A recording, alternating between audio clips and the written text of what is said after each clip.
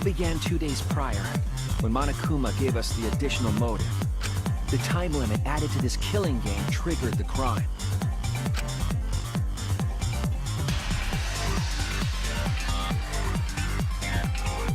After the announcement, some of us decided to form groups to plan our next move.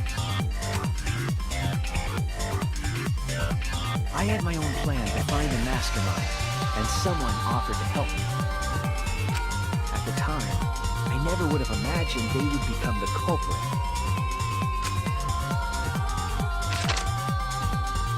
To expose the mastermind, the culprit and I set up hidden cameras in the library.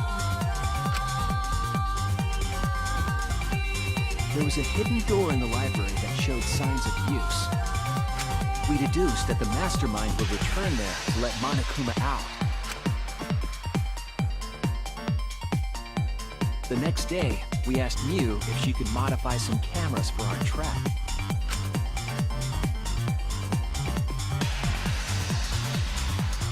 We then went to the warehouse to gather the necessary materials.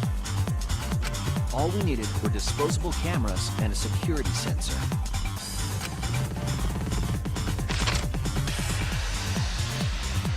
But the culprit found something else there. The murder weapon. That's right, the shot put ball.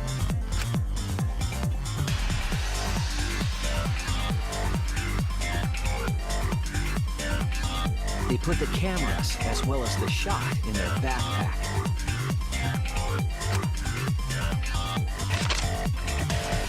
Then, on the day the time limit would expire, the day of the murder, the culprit and I collected the modified cameras from Mew and visited the library.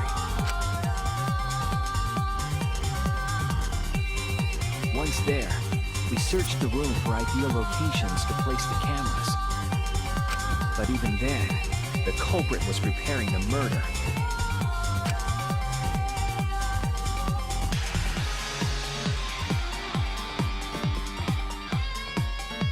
They began by removing the vent grate and laid it inside the air duct. Then, they moved the pile of books on top of the bookcase, pretending to organize them.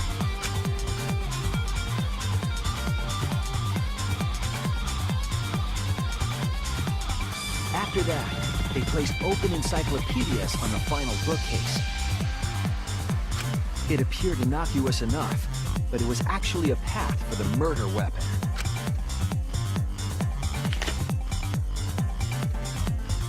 The culprit also tampered with a hidden camera linked to the security sensor.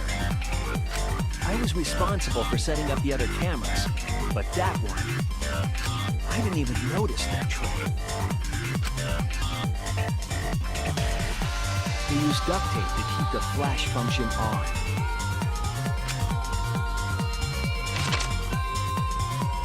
After the cameras were set, the culprit and I climbed the stairs to the first floor classroom. We kept a lookout for the others and waited for the security sensor to go off.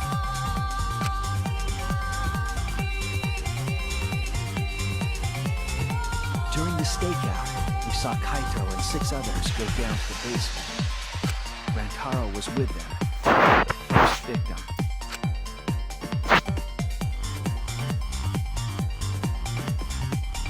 After watching that group into the game room, I returned to the classroom.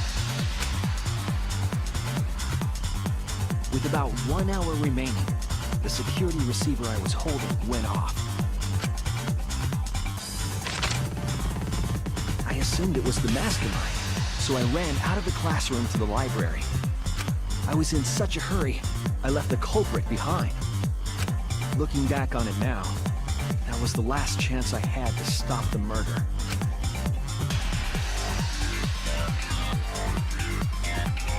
After I had left, the culprit took the shot put ball out of their backpack and rolled it into the classroom vent. This set the murder in motion. Rantaro had moved the bookcase, triggering the receiver. Unbeknownst to him, the trap had been sprung.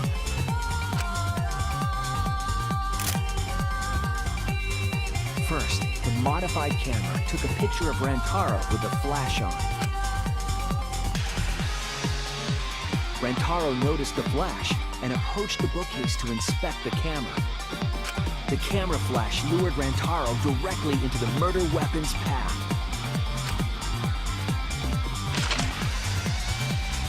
The shot the culprit tossed into the vent rolled through the air duct.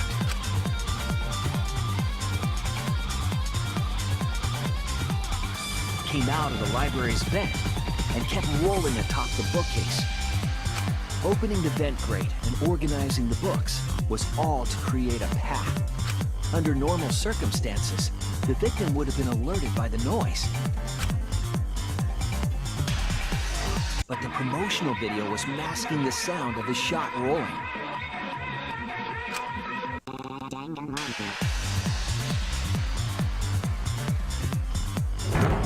The shot kept rolling, then fell on Rantaro's head, killing him instantly. By the time we had entered the room, the murder was complete.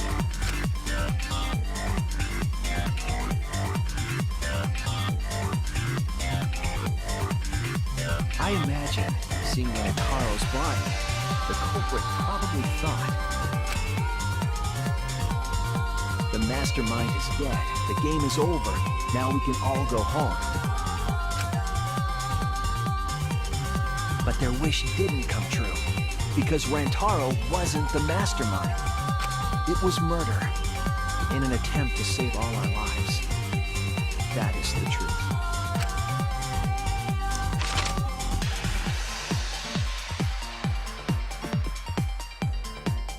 That's the truth behind your lies, Kaede Akamatsu, the ultimate pianist.